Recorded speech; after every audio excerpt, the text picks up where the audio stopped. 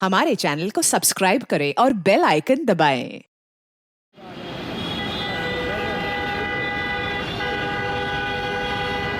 Mummy मैं खेलने जा रहा हूँ। ठीक है, लेकिन 6 बजे तक घर आ जाना, देर मत करना। हाँ मम्मी, सवाल ही नहीं उठता। वैसे भी दादा ने कॉमिक जो लाने वाले हैं। हाँ, 6 बजे तक कॉमिक्स आ जाएंगे और नाश्ता भी तैयार हो जाएगा। और हाँ, आलोक चाचू भी आ रहे हैं तुम्हें होमवर्क करवाने के लिए, इसलिए 6 बजे से देर मत करना और जल्दी घर आ जाना। अब मम्मी मैं जाऊँ, वरना मेरी बैटिंग मिस हो जाएगी। हाँ तो जाना, लेकिन 6 बजे से पहले। हाँ हाँ मम्मी, 6 बजे। बच्चे जब खेलने के लिए निकलते हैं तो वो जोश और उत्साह से भरे हुए होते हैं, मानो उनके पैरों में पंख लगे हुए हैं। ना गुजरे कल का गम, ना आने वाले कल की फिक्र, वो सिर्फ आज में जीते हैं। वो अभी क्या खेलेंगे सिर्फ इसके बारे में सोचते हैं। कोई उन पर नजर रख रहा है, कोई खतरा उनके आसपास मंडरा रहा है, ऐसा ख्याल तो उनके मासूम मन में आता भी नहीं। और एक बच्चे के मन में यह ख्याल आएगा भी कैसे कि कोई उसे नुकसान पहुंचाना चाहता है।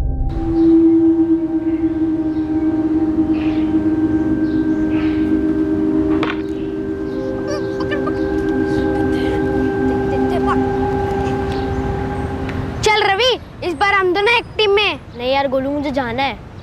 अरे बाप रे, 6:15 हो गए। चल यार मैं चलता हूँ। अरे अभी शाम होने में टाइम है रवि, चल एक मैच खेल लेते हैं ना। हाँ यार, हम लोग रोज तो 7 बजे तक खेलते हैं। हाँ। नहीं यार, आज मेरे को जाना है। मम्मी को बोल के 6 बजे तक आऊंगा। अभी 6:15 हो गए। चल यार मैं चलता हूँ। बोलू तो मेरा बैट ले जाना। अपनी मां से किए वादे के अनुसार रवि 6:15 बजे ही खेलना छोड़कर घर के लिए निकल गया था। खेल का मैदान रवि के घर से सिर्फ 10 मिनट की दूरी पर था, लेकिन 16 जून 2018 की उस शाम रवि घर पहुंचा ही नहीं। दादाजी, आधा घंटा तो हो गया रवि को यहाँ से गए, और हमसे तो रवि ने ये कहा था कि घर जा रहा हूँ। क्यों पंकज? अब कह रहा था मम्मी ने 6 बजे तक आ जाने को कहा है। रवि अभी तक घर नहीं लौटा, कहाँ जा सकता है?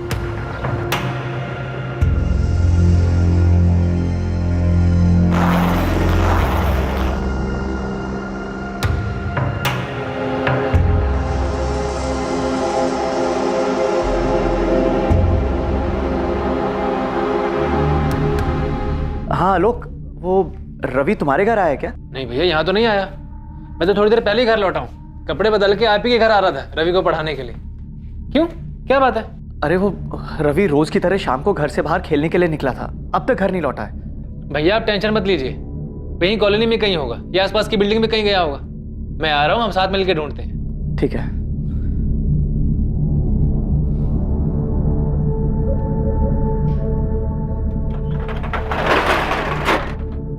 हाँ सागर भैया, हम निकल रहे हैं अभी। आसपास की सभी बिल्डिंगों में ढूंढेंगे। रवि बाबा जरूर अपनी धुनकी में किसी पड़ोसी घर में चले गए होंगे। हम ढूंढ के लेकर आते हैं आपके पास, आप परेशान मत होइए।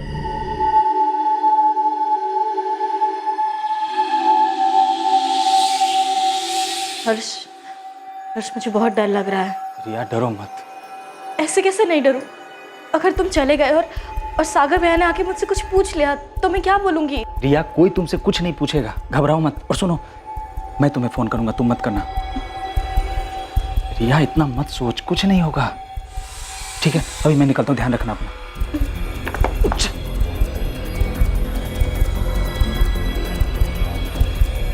सुमन, मैं जा रहा हूँ। अरे रे, सुनिए, कहाँ जा रहे हैं आप? अरे तुमने सुना तो सही, वहाँ नीचे 202 में रवि मिल नहीं रहा है। जाके देखना तो चाहिए। सागर और विद्या बेचारे वहाँ पे। उन पे तरस खाने जाएंगे ना तो उल्टा वो हम पे बरसेंगे। रहने दीजिए आप। देखो सुमन, ऐसा कुछ नहीं होगा। बात को समझो, तुम्हारे बच्चा नहीं मिल रहा है उनका, मुसीबत में हो। मुसीबत में हम आ जाएंगे, सीधा शक हम पे जाएगा, आप कहीं जाने की जरूरत नहीं। सुमन। चाचा जी, भाभी, आप दोनों टेंशन मत लीजिए, रवि को हम ढूंढ निकालेंगे। सागर भैया, चल के मैदान के आसपास की बिल्डिंग्स में देखते हैं, रवि यही कहीं होगा। चलो।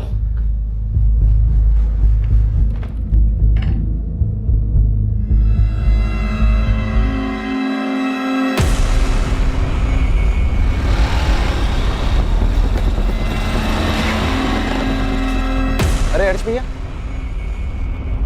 कहाँ जा रहे इतनी रात को? वो भी इतना बड़ा बैग लिए? अरे प्रशांत, वो अचानक ऑफिस से काम आ गया तो बाहर जा रहा हूँ। 2-3 दिन में आ जाऊंगा। आपने रवि को देखा क्या? रवि? नहीं, क्यों, क्या हुआ? मिल नहीं रहा है शाम से। मिल जाएगा, यहीं कहीं होगा, ढूंढ लेंगे हम लोग। चलिए।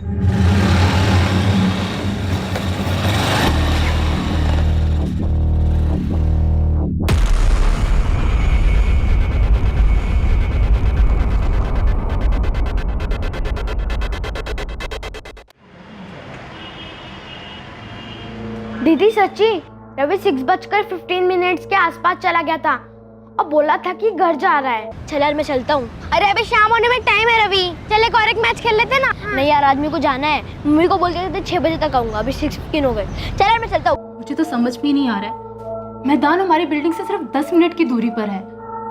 डेली हमारे बच्चे वहाँ पर खेलने जाते हैं। देखिए रवि कल शाम से गायब है और ये जो कुछ भी हुआ है ये मैदान और इस बिल्डिंग के बीच के रास्ते में हुआ है। सागर जी, हमारी टीम कल रात से आपकी और आसपास की सभी बिल्डिंग्स को खंगाल रही है, लेकिन रवि के बारे में अभी तक कुछ पता नहीं चला। सागर जी, पूरे चांसेस हैं कि कोई रवि को अपने साथ लेके गया होगा। क्या कोई ऐसा है जो रवि को नुकसान पहुंचाकर आपको नुकसान पहुंचाने की कोशिश करे? जी नहीं सर, इस बिल्डिंग में हम 15 साल से रह रहे हैं, हमारी किसी से कोई दुश्मनी नहीं। अगर होती तो भी कोई 9 साल के बच्चे को क्यों नुकसान पहुंचाता? सागर जी, यही तो पता लगाना है। रवि 9 साल का था, अगर कोई उसे जबरदस्ती अपने साथ लेके जाता तो उसने शोर मचाया होता और किसी न किसी ने तो उसकी आवाज सुनी होती, लेकिन ऐसा हुआ नहीं। इसका मतलब है जो शख्स रवि को अपने साथ लेके गया है, रवि उसे जानता था। सर, इस कॉलोनी की बिल्डिंग में भी सीसीटीवी नहीं है। मैंने आसपास के दुकान वालों से बात की, लेकिन ऐसा कोई भी सामने नहीं आया जिसने रवि को शाम को घर लौटते हुए देखा हो। आसपास के टोल नाकों और चेक पोस्ट पर रवि की फोटो भिजवाई थी, कुछ पता चला? नहीं सर, लेकिन हमारी टीम अलर्ट है, सभी गाड़ियों को चेक कर रही है। सर मुझे भी ऐसा लगता है कि रवि को लेके जाने वाला जरूर कोई जान पहचान वाला ही है। तो सोचो आलोक, कौन हो सकता है जिसके साथ रवि बिना शोर मचाए आसानी से जा सकता है? सर यही तो समझ में नहीं आ रहा है। और सर मुझे लगता है कि शायद फिरौती के लिए भी कॉल आएगा। तो तुम्हें लगता है कि रवि को फिरौती के लिए अगवा किया गया है? ऐसा हो सकता है सर, मैं श्योर नहीं हूँ। सागर जी, जरा याद कीजिए, ऐसा कौन कर सकता है? ऐसा कौन करेगा मैडम, और क्यों करेगा? प्रशांत, रिश्तेदारों में तो मुझे ऐसा कोई याद नहीं आ रहा है इसका सागर भैया या चाचा जी के साथ मनमुटाव हुआ हो। क्या दुकान में कभी कोई ऐसी बात हुई थी? किसी सप्लायर या किसी कस्टमर से किसी भी बात को लेकर तू मैं हुई हो? नहीं आलोक भैया। सर, सागर और आलोक कल रात को 9:30 बजे रवि की मिसिंग कंप्लेंट लिखवाने आए और हमारी टीम रात को 10 बजे से इस पूरी सोसाइटी में उसे ढूंढने में लगी हुई है। रवि 6:15 बजे ग्राउंड से खेलने के बाद घर के लिए निकला और उसे घर पहुंचने से पहले ही अगवा कर लिया गया होगा।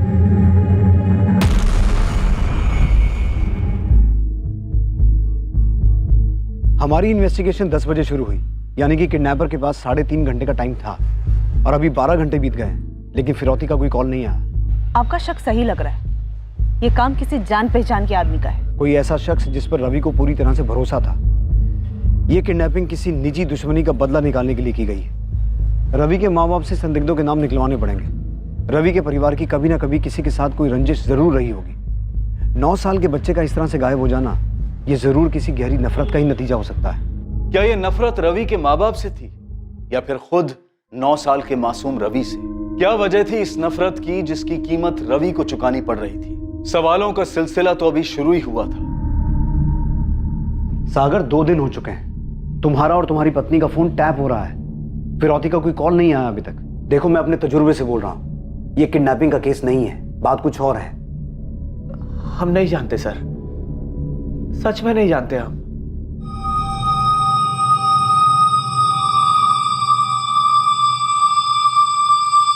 चाचा जी, मैं चलता हूं, दुकान भी खोलनी है।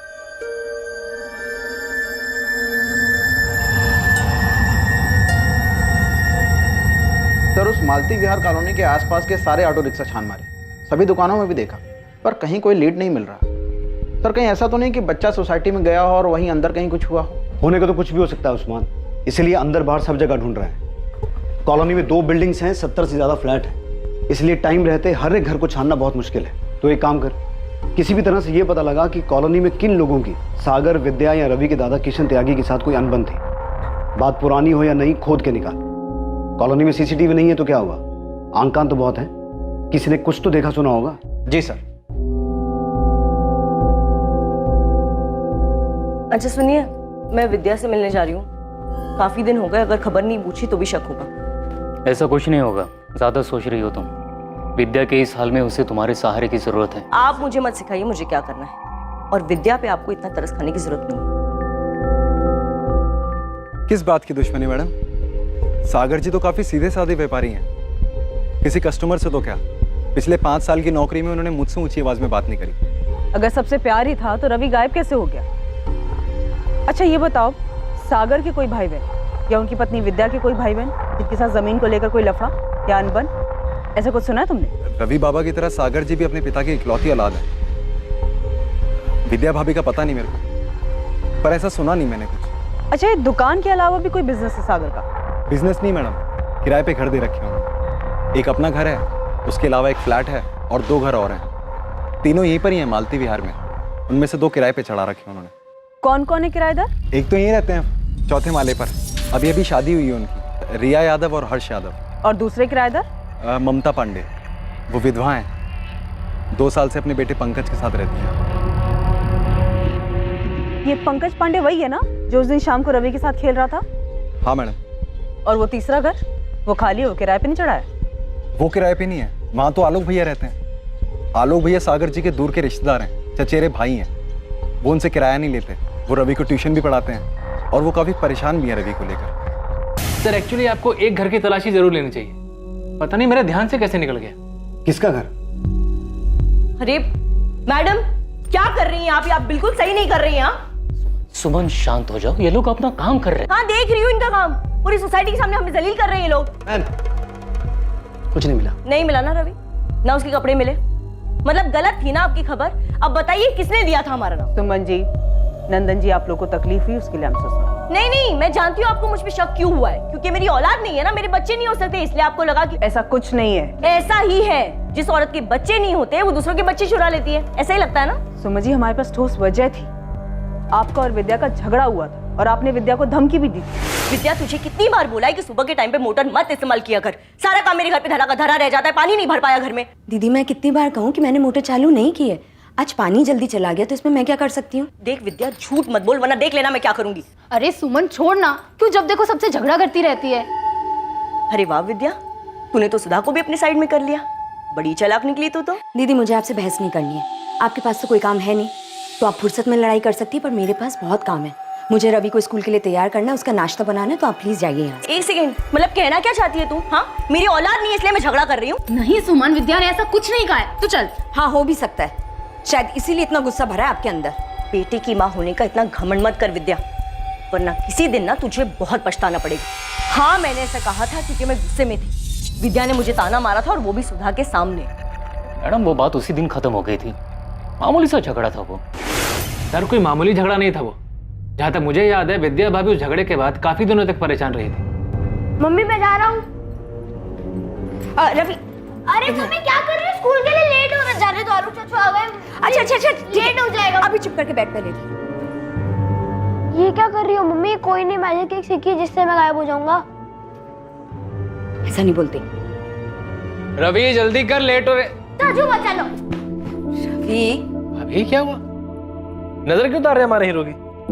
नहीं बस ऐसे ही, ताकि किसी की बुरी नजर ना लगे इसे। हमारे हीरो को किसकी नजर लगेगी?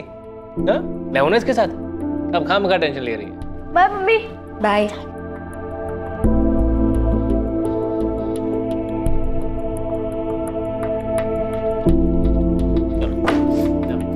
मम्मी मैं खेलने जा रहा हूँ। रवि धीरे, और 1 घंटे में वापस आ जाना। नहीं मम्मी 2 घंटे प्लीज। कोई मोल भाव नहीं, 1 घंटा मतलब 1 घंटा, समझे? जल्दी वापस आना। क्या बात है भाभी, 1-2 दिन से देख रहा हूँ आप रवि को लेकर कुछ ज्यादा ही परेशान है। वो क्या है ना, कुछ लोगों की बातें बहुत डरा देती हैं लोग। उस दिन सुमन दीदी ने कुछ ऐसी बात बोली जो दिमाग में घर कर गई, ऐसा लगा मानो उन्होंने कोई श्राप दिया हो मुझे। अब कहिए क्या झूठ है? गुस्से में मैंने क्या कहा ये सबको याद है, लेकिन ये किसी को याद नहीं है कि उस दिन के बाद कितनी बार मैंने रवि को अपने घर पे बुला के सामने से मिठाई खिलाई, चॉकलेट खिलाई। 1 मिनट, आप रवि को खुद बुलाकर चॉकलेट और मिठाई देती थी, तो क्या 16 जून को भी आपने यही किया था? रवि को बुलाकर चॉकलेट दी थी जब वो घर लौट रहा था? देखिए सुमन जी, छुपाने का कोई फायदा नहीं है, तो बेहतर यही होगा जो कुछ भी किया है या जानते हैं बता दीजिए। मैडम हमने कुछ नहीं किया है। हाँ जब से रवि गायब है हमें यह डर जरूर था कि किसी दिन उस झगड़े की बात फिर उछलेगी और सब हम पर ही शक करेंगे, और वही हुआ, लेकिन हमने कुछ नहीं किया है। चलो मैडम देखिए, विद्या ने आपको हमारे बारे में तो सब कुछ बता दिया, लेकिन हमें पूरा यकीन है कि उसने आपको अपने राज के बारे में तो नहीं बताया होगा। कैसा राज? ममता पांडे, ममता के बारे में उसने आपको नहीं बताया होगा ना? मुझे पूरा यकीन था उसने नहीं बताया होगा। कौन ममता? वो सागर की किराएदार? उसी से पूछ लीजिए ना, क्यों विद्या का पति सागर एक अकेली औरत के घर के बार बार चक्कर काटता है? मेरे बारे में तो उसने सब कुछ बता दिया, लेकिन उसके बारे में उसने अपनी जुबान से कुछ नहीं निकाला। क्यों? सर, हो सकता है सुमन ने हमें ममता वाली बात हमें गुमराह करने के लिए बताई हो। मुमकिन है, लेकिन एक 9 साल का बच्चा इतने दिनों से गायब है तो किसी भी बात को लाइटली नहीं ले सकते हैं। किरण, तुम ममता के घर की तलाशी लो, मैं इधर सागर से बात करता हूँ। मम्मी, सुमन आंटी के घर में पुलिस क्यों आई थी?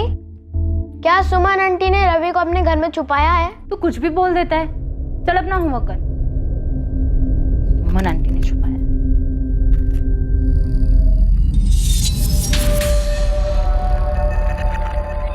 गोलू, उस दिन जब तू रवि के साथ खेल रहा था तो क्या सुमन आंटी वहां से गुजरी थी? पता नहीं मम्मी, मेरा ध्यान नहीं गया। मैं, रवि और पंकज खेलने में लगे थे। शायद पंकज ने कुछ देखा हो।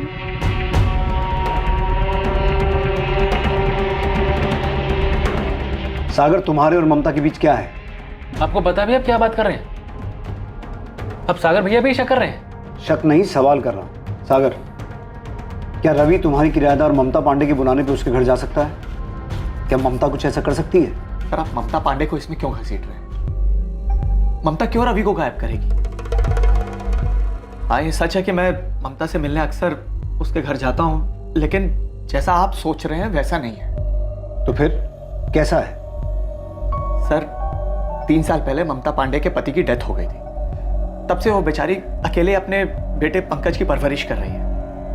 मैं कभी कभी पैसों से थोड़ी बहुत उसकी मदद कर देता हूँ, उसके बेटे के साथ खेल लेता हूँ इंसानियत के नाते, बस।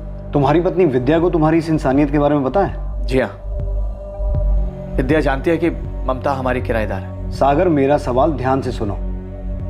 तुम जो ममता पांडे से बार बार मिलते हो, उसे पैसे देते हो, इस बारे में तुम्हारी पत्नी विद्या को पता है?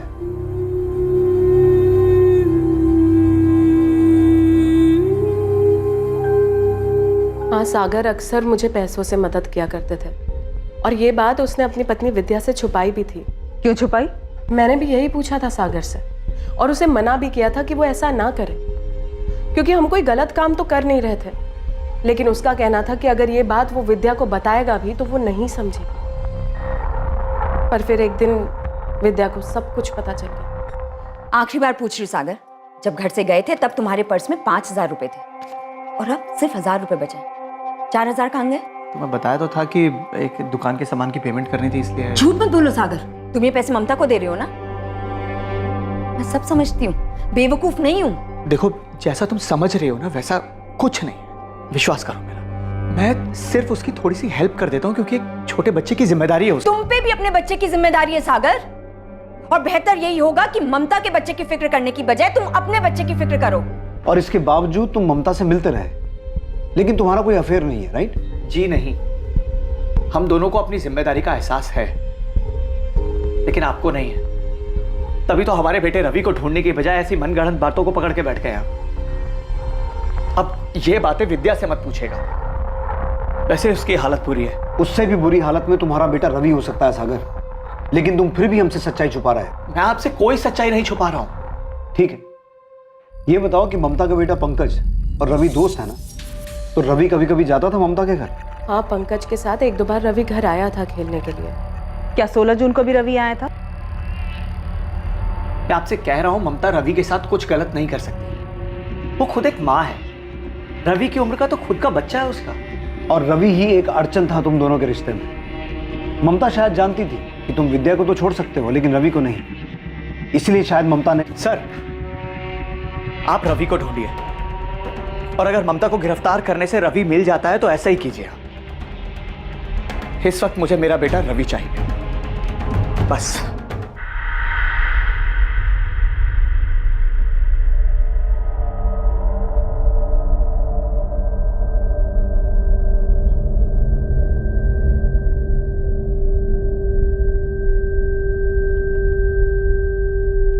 Hands up. मम्मी ने आपको कहा था ना कि ये लड्डू नानी के घर ले जाने के लिए बनाया है, तो फिर क्यों खाए? अभी उन्हें बताता हूँ। मम्मी चुप कर, मम्मी के मैसेंजर। चुप, मम्मी को कुछ नहीं बताएगा तू, ओके? ठीक है। पर उसकी फीस लगेगी। क्या चाहिए तुझे? एक पेस्ट्री, 2 चॉकलेट, और फिर आपका राज राज रहेगा। अच्छा बेटे, तेरे को पता है ना रिश्वत मांगना बुरी बात होती है। और पापा आप भी जानते हो ना कि आप मम्मी से जो ये सब छुपा रहे हो वो सब भी बुरी बात है।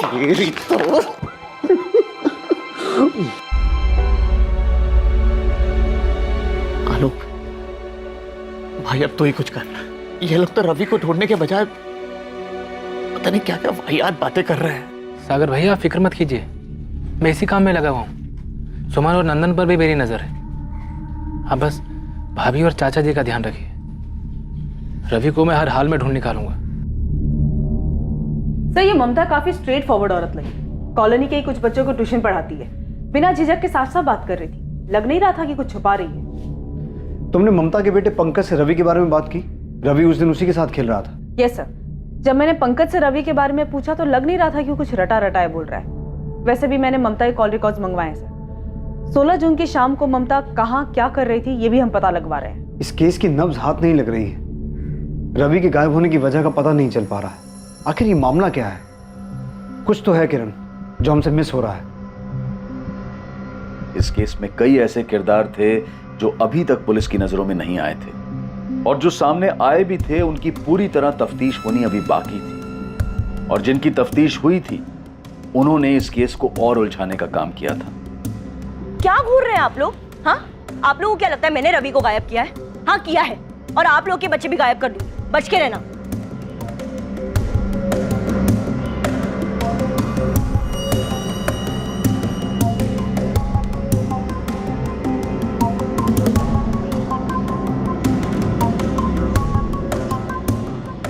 रवि के गायब होने से पूरे इलाके में डर का माहौल था, लेकिन सबसे बड़ी मुश्किल की घड़ी रवि के परिवार वालों के लिए थी।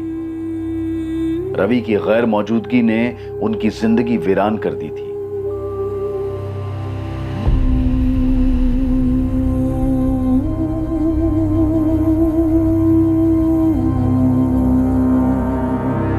विद्या,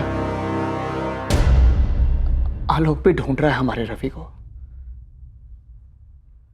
बहुत जल्दी मिल जाएगा हमारा रवि। वो ममता वाली बात, मुझे किसी से कोई लेना देना नहीं है, नहीं मुझे कुछ सुनना है। मुझे सिर्फ मेरा बेटा रवि चाहिए। तुम्हें ममता के पास जाना हो नहीं जाना हो, जो करना है करो, बस मुझे मेरा बेटा रवि ला दो।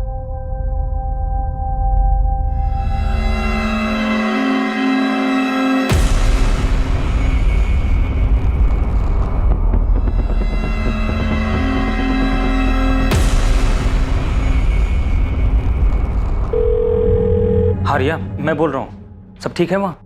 हाँ फिलहाल सब ठीक है। किसी ने मेरे बारे में पूछा?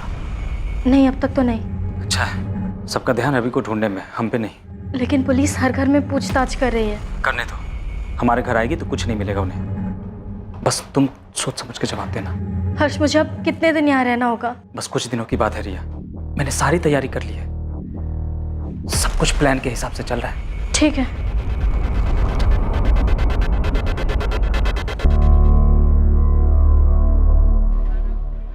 हाँ ममता, रवि का कुछ पता चला? नहीं, पुलिस ढूंढ रही है उसे। आलोक भी कोशिश कर रहा है। पुलिस मुझसे हमारे बारे में पूछ रही थी। मुझसे भी। सागर, मैं जानती हूँ तुम इस वक्त बहुत परेशान हो, लेकिन तुम हिम्मत मत हारना। देखना सब ठीक हो जाएगा। तुम्हें अगर कभी भी मेरी ज़रूरत महसूस हो और बात करने का मन हो तो मुझसे मिलने घर आ जाना। ममता, अब मैं नहीं आऊँ।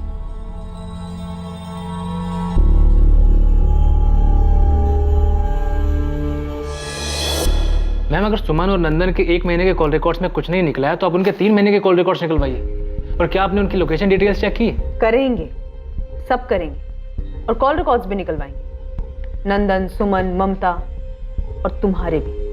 मैं समझता हूँ मैम कि आपको मेरे इस केस में इंटरफेयर करना बिल्कुल पसंद नहीं, और आप ही बताइए मैं कैसे ना करूँ इंटरफेयर। रवि जब से पैदा हुआ है मैंने उसे अपनी गोद में खिलाया मैम। बाकी मेरा आपको परेशान करने का कोई इरादा नहीं है। सर पूरे एरिया में पता किया, ये कॉलोनी बेगिंग माफिया या किडनैपिंग गैंग के रडार में थी ही नहीं। सर हमने ममता और सुमन पर भी नजर रखी हुई है। ममता भी उस शाम पड़ोस में ट्यूशन पढ़ा रही थी। कहीं से कोई लीड ही नहीं मिल रही है। रवि आखिर है कहाँ? ना कॉलोनी के अंदर कहीं मिल रहा है, ना बाहर किसी मूवमेंट का पता चल रहा है, ना ही अभी तक फिरौती का कॉल आया है। किरण, मुझे बच्चे को लेकर बहुत डर लग रहा है। बहुत टाइम हो गया है, यहाँ तो ऑलरेडी रवि के साथ कुछ हो गया है, या फिर कोई अभी भी सही मौके का इंतजार कर रहा है। विद्या, सामान दे दे, मेरे रवि को वापस कर दीजिए। मैं जानती हूँ कि मुझसे बहुत बड़ी गलती हुई है। आपको जितना भी गुस्सा है ना, आप मुझसे निकाल दीजिए। जो भी सजा देनी है ना, मुझे दे दीजिए। पर मेरे बेटे रवि को वापस कर दीजिए। अगर आप चाहती हैं ना, तो मैं आपके पैर पड़ने को भी नहीं आ रही। विद्या क्या कर रही हो? उठो, उठो, संभालो अपने आप को। विद्या उठो, प्लीज उठो। मैं सच कह रही हूँ, मुझे नहीं पता रवि कहाँ है। मेरे बेटे को लौटा दीजिए दीदी, मुझे माफ कर दीजिए। मेरे बेटे को लौटा विद्या, चलो। रवि को विद्या बेटा चलो यहाँ से, चलो।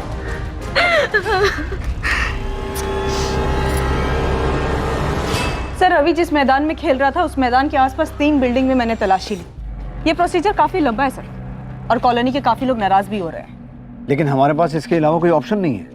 सर वो सागर का कजन ब्रदर वो दोबारा आया था। सर सागर से ज्यादा तो आलोक उतावला रहता है, अपने आइडियाज देता रहता है अलग से। मुझे आलोक पे भी शक होता है। आलोक की बैकग्राउंड डिटेल सामने आई? से इन्फॉर्मर्स लगे हुए हैं। फिलहाल इतना पता चल पाया है कि सागर का चचेरा भाई है आलोक, रवि को ट्यूशन पढ़ाता था। और सर डायरेक्टली पूछना बनता नहीं है, क्योंकि अगर उसकी इसमें इन्वॉल्वमेंट है तो वो अलर्ट हो जाएगा। काफी स्मार्ट बनता है सर। सागर और विद्या से जुड़े हर इंसान पर फिर से स्पॉट डालो शुरू से।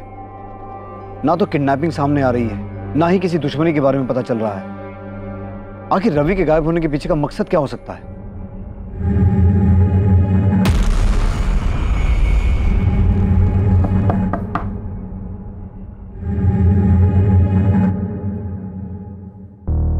भाभी, आपसे कुछ जरूरी बात करनी थी।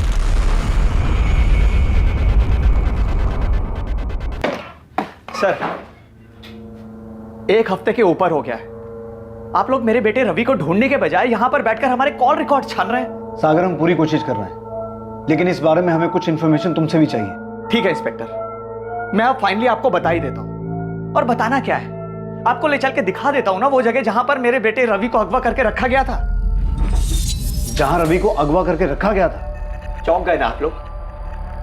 मैं अच्छी तरह समझ चुका हूं कि आप लोग दरअसल मेरे बेटे रवि को ढूंढने में खास मेहनत करना ही नहीं चाहते। अरे आप लोगों से ज्यादा तो मेरा चचेरा भाई आलोक उसके बारे में खबर जुटा रहा है। आलोक? हाँ आलोक, वो ही ले गया था मुझे उस जगह पर जहां पर मेरे बेटे रवि को अगवा करके रखा गया था।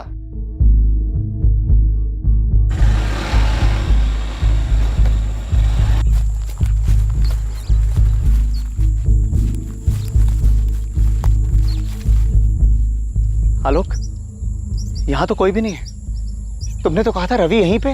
रवि यहीं था सागर भैया, उन लोगों ने अपना ठिकाना बदल लिया। हमारा रवि अकेला ऐसी जगह पर? आलोक कहाँ होगा रवि? कब मिलेगा हमें? भैया आप टेंशन मत लीजिए, मैं जल्दी ढूंढ निकालूंगा उसे, मिल जाएगा वो। मेरे आदमी इसी काम में लगे हुए। आलोक के लोग? कौन से लोग? उसे कैसे पता उस जगह के बारे में? उसके इन्फॉर्मर्स के जरिए। आलोक के इन्फॉर्मर्स? जी, आलोक आईबी में ऑफिसर है। आलोक इंटेलिजेंस ब्यूरो में है? पुलिस के लिए ये एक चौंका देने वाला खुलासा था।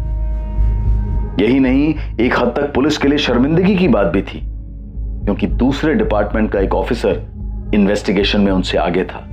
देखिए मैंने कहा ना, हम आपका सारा किराया चुका देंगे, कहीं भागे तो नहीं जा रहे हैं ना? आप प्लीज बस थोड़े दिन रुक जाइए। दिन नहीं, महीनों से रुके हुए, और कितना रुकेंगे। देखिए रिया भाभी, आप लोगों की ना किस्मत बहुत अच्छी है। जब से रवि बाबा गुम हुए हैं ना, सागर जी का काम पे बिल्कुल ध्यान नहीं है। नहीं तो अभी तक तो आप और हर्ष भाई। वैसे हर्ष भाई कब आ रहे हैं? वो जल्दी आ जाएंगे। देखिए आप सब्र रखिए प्लीज। अच्छा प्रशांत भैया, अब मैं रखती हूँ, घर का बहुत सारा काम बाकी है। आई एम सॉरी सर, मैंने आपसे अपनी आइडेंटिटी छुपाई। पर आप समझ सकते हैं हमारी लाइन के काम में कुछ बातें कॉन्फिडेंशियल रखनी पड़ती हैं। लेकिन आलोक, तुम्हें उस जगह के बारे में कैसे पता चला जहां रवि को अगवा करके रखा गया था? I am sorry sir, actually ऐसी कोई जगह है ही नहीं। मतलब?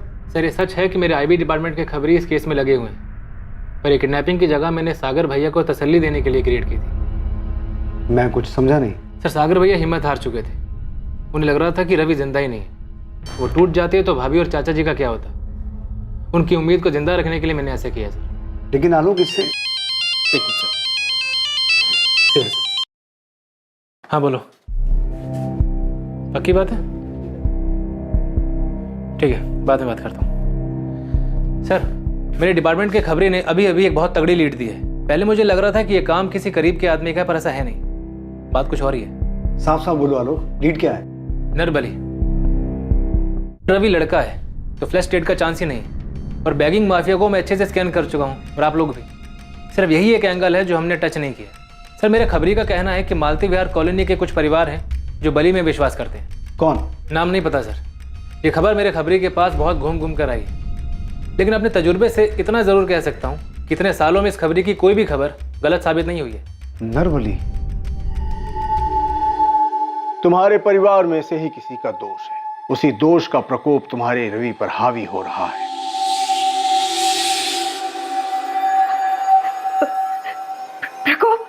प्रकोप बाबा, मतलब बाबा मेरा बेटा ठीक तो है ना बाबा? तुम्हारे घर के आसपास ही है रवि। आसपास मतलब कहाँ बाबा? प्रतीक्षा करनी होगी। दोष का प्रकोप रवि पर बहुत भारी है। कोई ऐसा तरीका नहीं है जिससे रवि जल्दी आ जाए? कोई विधि वगैरह हो?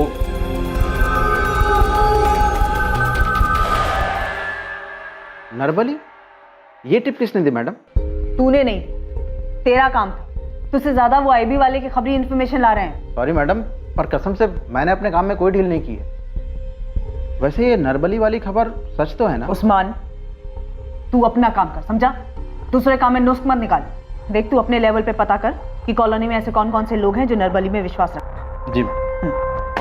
सब ये यूपी में सभी नरबली चढ़ाने वाले तांत्रिकों की फाइल है। इनमें से ज्यादातर जेल में है। बात की इनसे?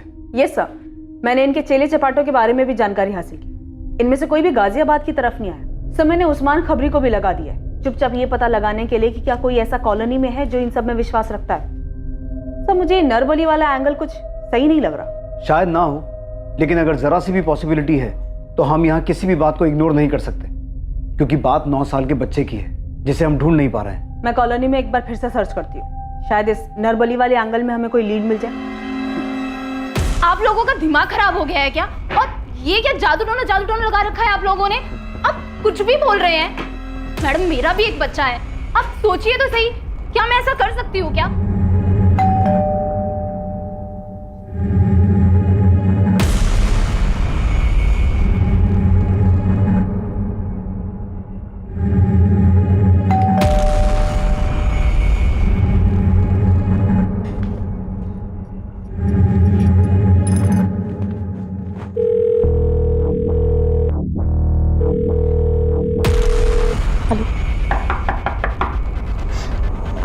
जी क्या हुआ?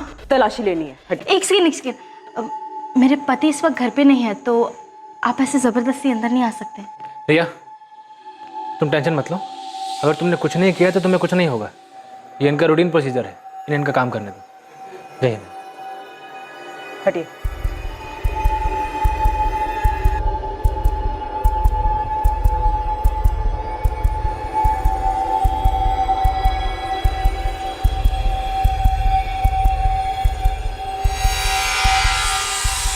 मैम, यहाँ में कुछ नहीं मिला।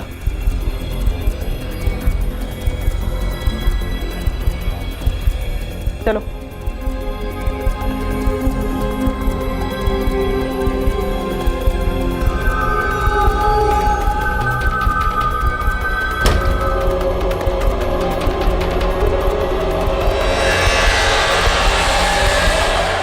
ये क्या कर रहे हैं आप लोग? हाँ, क्या कर रहे हैं आप लोग? आप लोगों को लगता है कि मैं खुद अपने बेटे को कुछ भी करने जा रहे, कुछ भी बोलने जा रहे, वो मेरा बेटा है, माँ उसकी मैं कैसे हाँ उस्मान बोल।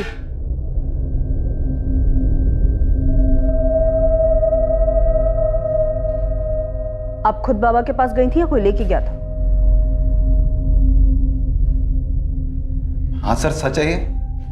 मैं ले गया था विद्या भाभी को बाबा जी के पास, क्योंकि परेशान थे हूँ बहुत ज्यादा। काला जादू और बलि चढ़ाकर तेरे बाबा परेशानी दूर करते हैं? ये क्या कह रहे हैं आप? मैं बाबा जी में विश्वास रखता हूँ, लेकिन ये काला जादू और बलि वली से मेरा कोई लेन देन नहीं है। मैं तो इसलिए ले गया था विद्या भाभी को ताकि उनको मन की शांति मिले। लेकिन अगर तू अपनी शांति चाहता है तो सच बोल, वरना ये डंडा बोलेगा। हर्ष, पुलिस ने प्रशांत भैया को पकड़ लिया है। रिया वो सब छोड़ो तुम, आज के आज निकलो वहां से और जो भी पहली ट्रेन मिले पकड़ के कानपुर आ जाओ। ठीक है। सर ये किस गुनाह की सजा दे रहे हैं सर आप? मैं सच में सागर भैया और भाभी का भला चाहता हूं मैं, ताकि उनको तसल्ली मिले। लेकिन तेरे जवाब से हमें तसल्ली नहीं मिली। सर ये क्या कह रहे हैं सर आप? मैं सच में उस दिन रवि को ढूंढ रहा था, पैंतरा नहीं है ये कोई। सर मुझे कुछ याद आ रहा है सर। अरे हर्ष भैया, कहाँ जा रहे इतनी रात को, वो भी इतना बड़ा बैग लिए? अचानक ऑफिस से एक काम आ गया तो बाहर जा रहा हूँ। ये हर्ष को, रिया का हस्बैंड, सागर का किराएदार, उसी की बात कर रहा है तू? हाँ सर, वही तो चौथे माले पे रहते हैं। अच्छा, अभी तक तो कुछ याद नहीं था, 4 डंडे पड़े तो सब याद आ गया? नहीं सर ऐसा कुछ नहीं है सर। मेरे को याद आ रहा है कि हर्ष भाई के पास एक बड़ा सा बैग था, वो उसे लेके जा रहे थे रात को। घबराए हुए भी थे, ऐसा लग रहा था कि कहीं भाग रहे हो। और हर्ष भाई अभी तक वापस भी नहीं आए हैं कॉलोनी में।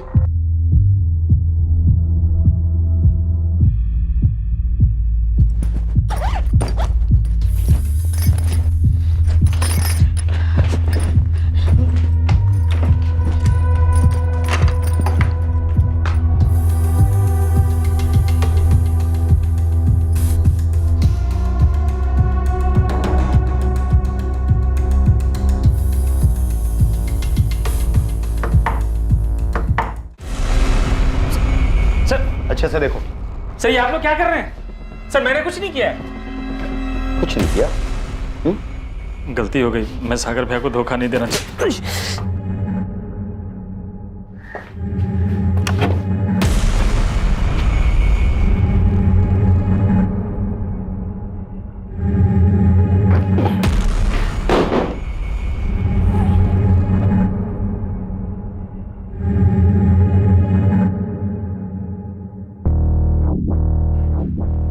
रवि कहाँ है?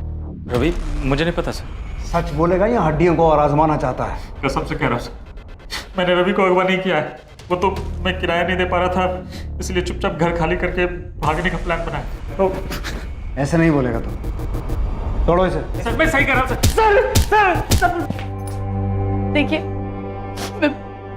मैं मानती हूँ हमसे गलती हुई है। आपने हमें रहने को घर दिया, हमें भरोसा किया, और हम आपको धोखा देकर जा रहे थे। सागर भैया, विद्या भाभी, मैं कह रही हूँ हर्ष ने रवि को कुछ नहीं किया है। भाभी प्लीज प्लीज आप पुलिस को बोल दीजिए कि वो हर्ष को छोड़ दे प्लीज। सर कुछ मिला आपको हर्ष के इंटरोगेशन से? नहीं आलोक, हर्ष के कॉल रिकॉर्ड्स और लोकेशन डिटेल्स भी स्कैन किए, और कानपुर जिस जगह वो नई नौकरी के लिए गया था वहां उसके कलीग से भी बात की। और 16 जून को गाजियाबाद से हर्ष ने जो ट्रेन पकड़ी थी कानपुर के लिए, वहां के भी कुछ आई विटनेस ने कहा है कि उन्होंने हर्ष के साथ कोई बच्चा नहीं देखा। सर आई थिंक हमें हार नहीं माननी चाहिए। वो तो हम हरगिज नहीं मानेंगे आलोक, जब तक ये केस सॉल्व नहीं हो जाता चैन से नहीं बैठे। अगले कई दिनों तक पुलिस पूरी ताकत से रवि को ढूंढने में लगी थी। आलोक की कोशिशें भी जारी थी, लेकिन रवि की गुमशुदगी का राज अब भी राज ही बना हुआ था। रवि को गायब हुए 1 महीना बीत चुका था। गुनहगार को शायद लग रहा था कि उसका जुर्म अब हमेशा के लिए एक राज ही बना रहेगा, लेकिन यह सच की फितरत है, देर सवेर ही सही एक दिन सामने आ ही जाता है, और ऐसा ही इस केस में भी होने वाला था। ठीक है मैं आता हूं। प्रशांत, मैं थाने जाके आ रहा हूं।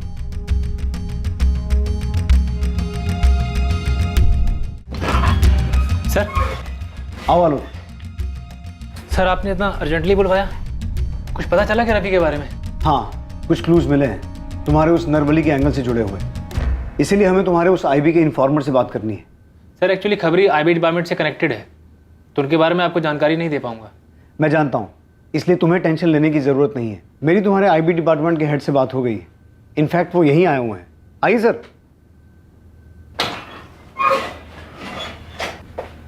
ये हैं तुम्हारे आईबी डिपार्टमेंट के हेड मिस्टर कैलाश चौहान। कैसे आलोक? Fine sir. इन्होंने परमिशन दे दी है। हाँ आलोक, बता दो अपना सोर्स, कौन है तुम्हारा खबरी? सॉरी सर, मैं आपकी बात रिस्पेक्ट करता हूँ, लेकिन वो खबरी जो है सर, वो सब ये आईबी डिपार्टमेंट के हेड नहीं, हमारा कांस्टेबल है विलास रावत। तेरा खेल खत्म हो गया आलोक, तू कोई आईबी ऑफिसर नहीं है। यही सोच रहा है ना कि तेरी असलियत हमें कैसे पता चली? तेरे ही बड़बोलेपन ने तुझे फंसा दिया। बोल उस्मान, क्या खबर सुनानी है? मैडम, कब से मुझे ये बात खटक रही थी कि जो खबर हम लोग नहीं खोद पाए, इस आईबी के खबरी ने कैसे खोद निकाली। तो सोचा क्यों ना मिलकर देखा जाए, ऐसी क्या खास बात है इस आईबी के खबरी में। तो मैंने अपने पंटर सुलेमान को बोला, वो भी आईबी के कुछ अफसरों के लिए काम करता है, तो उसने मिलवाया मुझे। कहाँ है मिलवा? ये देखिए मेरे बाजू में, आपके उस आईबी के आलोक का खबरी। क्या बक रहा उस्मान? सच बक रहा हूँ मैडम, ना कोई खबरी है और ना ही आलोक नाम का कोई अफसर है आईबी में। रवि मेरा एक राज जान गया था, इसलिए मुझे ऐसा करना पड़ा। रवि, चल घर चल, एक मस्त चीज दिखाता हूँ तुझे, चल। नहीं चाचू, मुझे घर जाना है, वो दादू ने कॉमिक लेकर आए होंगे। अरे चल ना, 2 मिनट की बात है, फिर मैं चलता हूँ ना तेरे साथ घर। चले रवि। बेटा, आपने जो उस दिन देखा था, उस बारे में आपने किसी को बताया तो नहीं ना? शाबाश। आप एक वादा करेंगे कि वो राज हमेशा आपके और मेरे बीच रहेगा? प्रॉमिस? कौन सा राज? क्या जान गया था?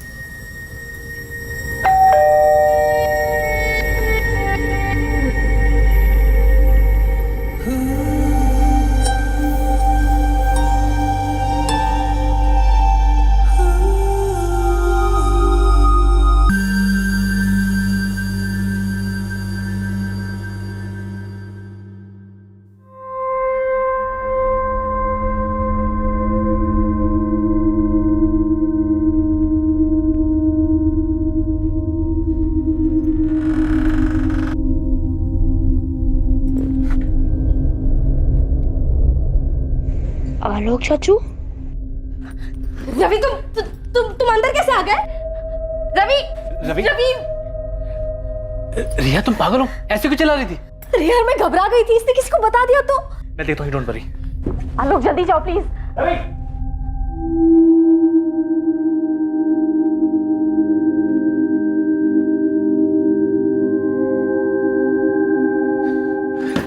मिला रवि, मिला? तुमने समझा दिया उसे? नहीं मिला, पता नहीं कहाँ चला गया। नहीं मिला मतलब? अरे तुम्हें समझ आ रहा है आलोक, यहाँ क्या हुआ? रवि ने देख लिया हमें। तुमने दरवाजा कैसे खुला छोड़ दिया? अंदर कैसे आ गया वो? सबको बता देगा, देख रहा है। रिया, कुछ नहीं होगा, कुछ नहीं होगा, मैं समझा दूंगा उसे, टेंशन मत। आलोक निकलो तुम यहाँ से, अब हम मिल नहीं सकते, तुम निकलो यहाँ से, हमें खत्म करना होगा। ये क्या बोले जा रही तुम? आलोक निकलो यहाँ से, बस हो गया। सर, मुझे लगा रिया घबरा गई है, इसलिए ऐसा बोल रही है। उस वक्त मैं वहां से चला गया और जब रवि मुझे मिला, मैंने उसे सब समझा दिया। वो बोला कि मेरा राज राज रखेगा।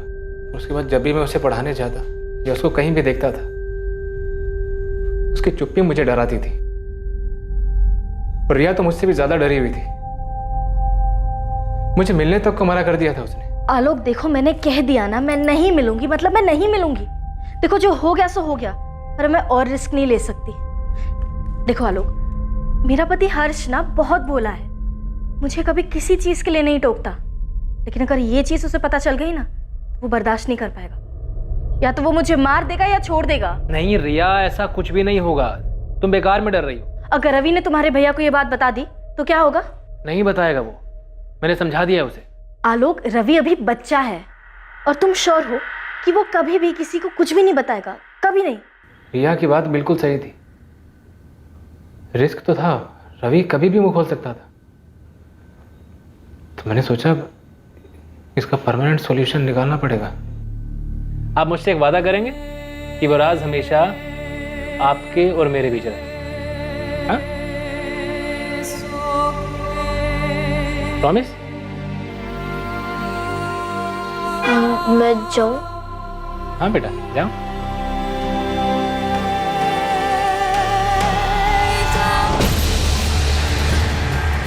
पिछले 2 महीनों से रवि की लाश आलोक के ही घर में एक बैग के अंदर सड़ रही थी। रिया भी शामिल थी इसमें?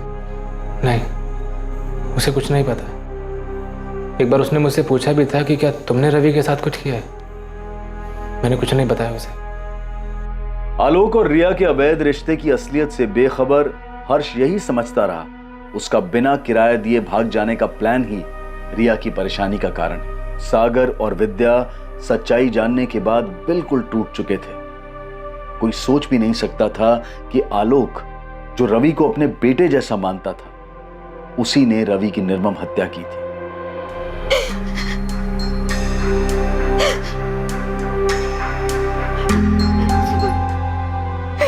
दीदी, मेरा रवि, मेरा रवि। इतने लंबे समय तक रवि की लाश आलोक के घर में ही थी, लेकिन आस पड़ोस वालों को पता भी नहीं चला। आलोक से पूछने पर उसने बताया कि वो लाश पर लगातार इत्र छिड़कता रहा ताकि आसपास के लोगों को लाश की बदबू ना आए। अगर रिया और आलोक के रिश्ते का सच सबके सामने आ जाता तो ज्यादा से ज्यादा क्या होता, उनकी निजी जिंदगी और रिश्तों में तनाव पैदा हो जाता। जाहिर है कि उनके सगे संबंधियों को यह सच जानकर ठेस पहुंचती, लेकिन वक्त के साथ ये दौर भी गुजर जाता। लेकिन सिर्फ इस सच को छुपाने के लिए एक मासूम बच्चे की हत्या कर दी गई। रवि की जान के सामने इन दोनों का सच और डर बहुत ही महत्वहीन था, पर दुर्भाग्यवश बेकसूर होते हुए भी इस राज की कीमत रवि को अपनी जान गंवाकर चुकानी पड़ी। अब मैं अनूप सोनी आपसे विदा लेता हूं। फिर मुलाकात होगी एक और नए केस के साथ कल रात 11 बजे। और याद रखें, क्राइम और आपके बीच में सिर्फ इतना फर्क है कि आप कितने सतर्क हैं। सतर्क रहें, सुरक्षित रहें। जय। For more updates, subscribe to our channel, click the show links and enjoy watching the videos.